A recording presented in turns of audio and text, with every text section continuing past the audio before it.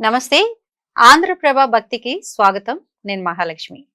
షిరిడి సాయినాథుని గురించి చెప్పుకోవాలంటే మనకి అసలు ఒక జీవితమే సరిపోదు. మరి ఆ స్వామి ఇచ్చిన సందేశాలను మనతో పాటు పంచుకుంటున్నారు కృపారాణి గారు. మరి ఇప్పుడు మనకి ఏం సందేశాలు చెప్పబోతున్నారో వారిని అడిగి తెలుసుకుందాం. అమ్మ నమస్తే. నమస్తే అమ్మా. మీరు ఎప్పుడు ఏవో ఒకటి చెప్తూనే ఉన్నారు స్వామివారి గురించి. మరి ఓకే. ఈ రోజు ఏం చెప్పబోతున్నారు స్వామివారి గురించి మనం మాట్లాడుకుందాం. ఓకే. అదే బాబా గారు ఏదైతే నాకు సందేశం అందించారో వాటి లీలలు ఎప్పుడు జరుగుతానే ఉన్నాయి. ఆయన ఇచ్చిన ప్రతి సందేశానికి కూడా లీల జరుగుతానే ఉంది. అలా ఎన్నో సందేశాలకి నాకు చూపిస్తా ఉన్నారు. ఇప్పుడు జీవిత విధానంలో చాలా ఉంటాయి. మనకు వచ్చే సమస్యలు ఉంటాయి, మంచి ఉంటది, చెడు ఉంటది, అన్నీ ఉంటది.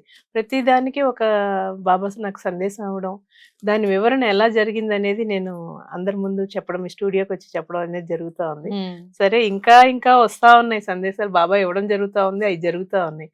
సరే అది 10 మందికి నేను షేర్ చేసుకుందాను ఉద్దేశంతో వస్తా ఉన్నాను. మీరు పిలుస్తున్నారు, వస్తా ఉన్నాను.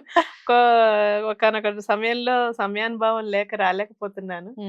కానీ ప్రతి ఒక్కరికి తెలియజేయాలనే ఉద్దేశంతోటే నేను ఇలాగా బాబా గారి ఆశీర్వాదం ఇదంతా కూడా మన చేతుల్లో ఏమీ లేదు. బాబా మీరు పిలుస్తున్నారు, సరే ఓకే, నాకు జరిగిన అనుభవాల గురించి చెప్దామని చెప్పి నేను వస్తున్నానమ్మా. నీవు అనారోగ్యంగా ఉన్నప్పుడు నేను నీ ఇంటికి వచ్చి నిన్ను చూశాను. ఇది ఏ సందర్భంలో బాబా చెప్పారు? ఈ మధ్య జరిగిందమ్మా. లాస్ట్ ఒక 2 months బ్యాక్ మా ఫాదర్ కి బాగోలేదు, అన్కాన్షియస్ కి వెళ్ళారు సడన్ గా. నాకు ఫోన్ వస్తే నేను ఇక్కడ నుంచి హైదరాబాద్ నుంచి చెన్నై వెళ్ళాను అనమాట. ఫాదర్ కి షుగర్ డౌన్ ఉండటం వలన కొంచెం అన్కాన్షియస్ స్టేజ్కి వెళ్ళిపోయారు. ఇమీడియట్ గా హాస్పిటల్కి తీసుకెళ్ళడం అది జరిగాక అక్కడ కొంచెం కాన్షియస్ అది వచ్చి 1 day అబ్జర్వేషన్ లో ఉంచారు. నేను వెళ్ళాను. బాబు కోడలు కూడా అక్కడే ఉంటారు, అమ్మ కూడా అక్కడే ఉన్నారు. సరే 1 day ఉంచారు అబ్జర్వేషన్ లో. నెక్స్ట్ డే మళ్ళీ ఇంటికి పంపించి ఫాదర్ క్షేమంగానే చేరారు. ఆ నెక్స్ట్ డే నుంచి నాకు మలేరియా జ్వరం స్టార్ట్ అయింది. బాగా విపరీతంగా, అసలు మామూలుగా అంటే నేను లెగలేకపోయాను. అయ్యో. నేను ఫాదర్ చూడడానికి అని వెళ్ళి నేను సిక్ అయ్యా. అసలు ఏ రోజుకి జ్వరం తగ్గట్లా. 102, 103, 104 ఇలా పెరుగుతానే ఉంది. మెడిసిన్స్ వేసుకుంటున్నాను, డాక్టర్స్ ట్రీట్మెంట్ జరుగుతూ ఉంది. ఏంటా అనేది అర్థం కాలేదు. సరే ఏదైనా బాబా చూసుకుంటారు కదా అనే ఉద్దేశంతో అదే ధైర్యంతో అన్నాను. గ్రాడ్యువల్ గా ఇంకా ఒక రోజు అయితే డాక్టర్స్ అది పెట్టారు.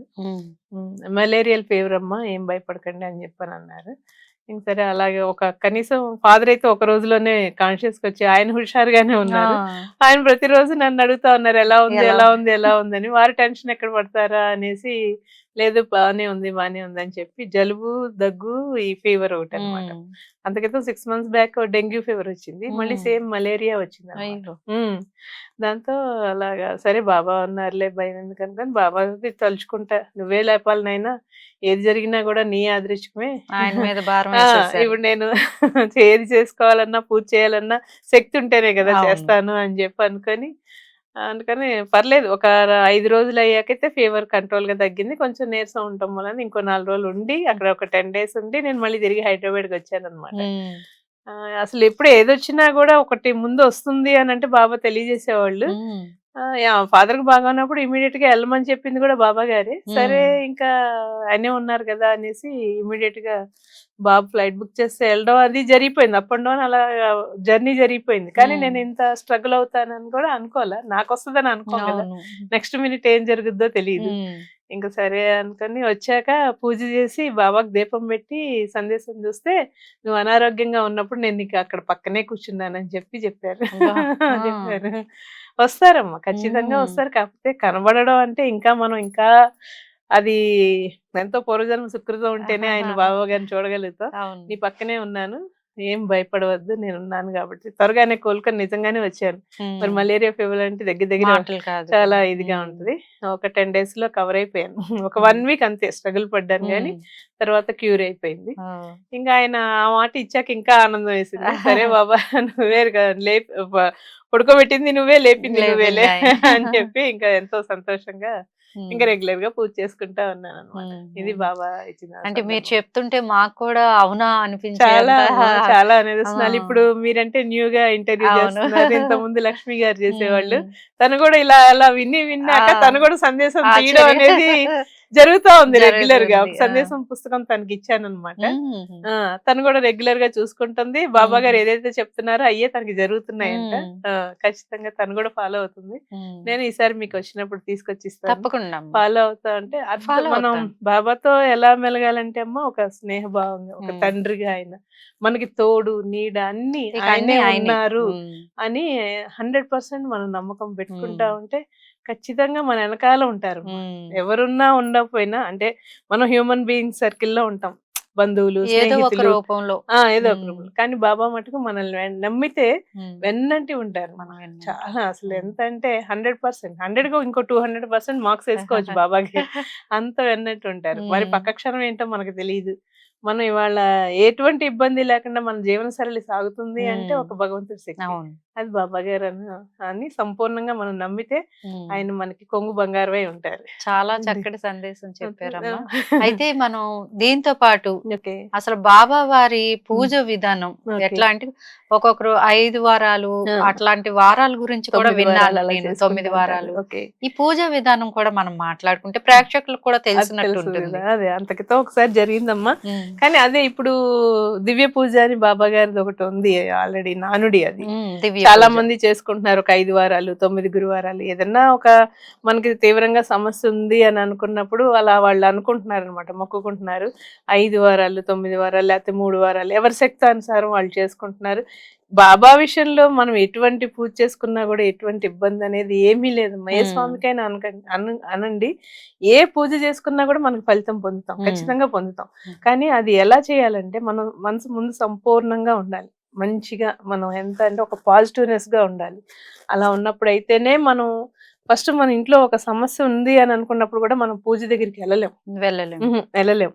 సో మనం ముందు మైండ్ చాలా ప్రశాంతంగా ఉండాలి. ఒక పూజ చేయాలి అంటే ముందు మనలో చాలా ప్రశాంతంగా ఉన్నప్పుడే ఆ పూజని ఎంతో సంపూర్ణంగా పూర్తి చేయగలం. అదే కనుక మనకి టెన్షన్ ఉండి ఓకే చెప్పారు కదా అని చేసేసుకుంటా హడావుడి పడిపోయి మనం చెయ్యాలి కదా అని చేసి దానివల్ల అయితే ఎటువంటి ఫలితం రాదు. అసలు ఇలాగ ఇంత బరువు బాధ్యత పెట్టుకునే కన్నా నిత్యం మార్నింగ్ ఈవినింగ్ దీపారాధన చేసుకుంటూ అన్నిటికీ నువ్వే ఉన్నావు తండ్రి, అన్నీ నువ్వే అని అనుకొని మనం సంపూర్ణ మనస్ఫూర్తిగా బాబా ముందు మాట్లాడుకుంటా ఉంటే అసలు ఎన్నో వారాలు చేసినంత ఫలితం ఉంటుంది ప్రతిరోజు. ఆయన మనం అంటుంటండి, ఆయన అదే అంటారు, బాబా 2 నిమిషాలు నాకు కేటాయించండి, అది ఉంటే చాలమ్మా. ప్రత్యేకించిగా అంటే సమస్య కోసమే మనం అనేది చెయ్యొద్దు, నిరంతరం చేసుకుంటా ఉంటే అసలు మనకి ఇంకొక వేరే నోము గాని ఇలా వారాలు గాని అవసరం ఏం అవసరం ఉండదు. మనం ప్రతిదీ విడమర్చి చెప్పుకుంటా ఉండాలి. మనం ఎన్నో సమస్యలు ఉంటాయమ్మా. జీవితం అంటే సమస్యలు వలయం. సుఖాలు ఉంటాయి, దుఃఖాలు ఉంటాయి, బాధలు ఉంటాయి, కష్టాలు ఉంటాయి, సంతోషాలు ఉంటాయి, అన్నీ ఉంటాయి. అన్ని మిళితమైపోయి ఉంటాయి. మిళితమైనప్పుడు మనం నిజంగా సంతోషంగా ఉన్నప్పుడు భగవంతుడిని తలుచుకోము, నిజంగా తలుచుకోం. ఏదైతే దుఃఖం వస్తుందో అది దాటలేని పరిస్థితి ఉన్నప్పుడు, భరించలేని పరిస్థితి ఉన్నప్పుడు మనం భగవంతుడిని ఆరాధిస్తాం. అట్లాగా ఏ సుఖ దుఃఖాలు వస్తాయో మనకు తెలియనప్పుడు నిరంతరం భగవంతుడిని ఆరాధన చేసుకుంటే మనం ఎంతో సత్ఫలితాన్ని పొందుతాం అమ్మా. అది అనుభవపూర్వకంగా ఎవరు చేసుకుంటే వాళ్ళకే తెలుస్తుంది. ఇప్పుడు మనకి ఏదన్నా బాధ ఉన్నప్పుడు ఒక మెడిసిన్ ఎలా తీసుకుంటున్నామో సేమ్ పూజ కూడా మనం చేయగా ఆ రోజే వస్తుంది రేపే వచ్చేస్తుంది అని కాదు. ఎప్పుడైతే మనకు ఆ కష్టకాల సమయం వస్తుందో ఇంత ముందు చేసుకున్న దానికి ఆ ఫలితం మనం అప్పుడు పొందుతాం. అందుకనే వచ్చినప్పుడు చూసుకుందాంలే అనుకునే కన్నా నిరంతరం మనం పూజ చేసుకుంటా ఉంటే, సంపూర్ణంగా భగవంతుడిని నమ్మి ఉంటే మనం అన్ని విషయాల్లోని ఎటువంటి సమస్యనైనా కూడా సులువుగా దాటగలుగుతాం. ప్రారంధం అనేది తప్పదమ్మా, కానీ దాన్ని కూడా భరించే శక్తి భగవంతుడు మనకి ఇస్తాడు. సో మనం అందువల్ల పూజ అనేది ఎప్పుడు కూడా ఒక పవిత్రమైన భావంతో మన మనసు ఎప్పుడు కూడా నిర్మలంగా ఉండాలి. అలా ఉండి 2 నిమిషాలు కూడా 2 నిమిషాలే జస్ట్ ఒక స్వామి ముందు దీపం పెట్టుకొని, ఒక పువ్వు పెట్టుకొని, ప్రసాదం పెట్టుకొని, నమస్కారం పెట్టుకుంటే నిరంతరం భగవంతుడు కాపాడుతూనే ఉంటాడు. ముందు మన ఆలోచన సరళి కరెక్ట్గా ఉండాలి. అది ఉంటే అప్పుడు మనం భగవంతుడి మీద ధ్యాస నిలుపుతాము. మన సమస్యల్లో ఆయన నిలుపుతారు. మనం ఒక అడుగు ముందే, అదే అంటారు బాబా, ఒక అడుగు వేయి, నేను నీ వెనకాల 10 అడుగులు వేస్తాను అంటారు. ఆయన అంత అభయం ఇచ్చినప్పుడు మరి మనం చెప్పాలి కదా, చెప్పాలి. చెయ్యాలి. కాకపోతే ఏంటంటే జీవనంలో అనేక రకమైన ఈ సరళిలో మార్పులు చాలా ఉంటాయి. ఒక్కోసారి తట్టుకోలేనిగా ఉంటాయి. అప్పుడు భగవంతుడి ముందు కూడా మనం నుంచునే ఇది ఉండదు. ఈ టెన్షన్ గా ఈ సమస్యతోటి ఆలోచనలో ఉండిపోతాం. భగవంతుడి దగ్గరికి వెళ్ళే శక్తి కూడా మనల్ని వెళ్ళనివ్వదు. కానీ అలాంటి సమయంలో కూడా మనం గుండె గట్టిగా చేసుకొని భగవంతుడా నువ్వు ఉన్నావు అని అంటే తప్పకుండా ఒడ్డుకు చేరుతాం. అది చాలా బాగా చెప్పారు. చెప్పారా? నిజమేనమ్మా, మీరు చెప్పిన మాటలో అంత అదే.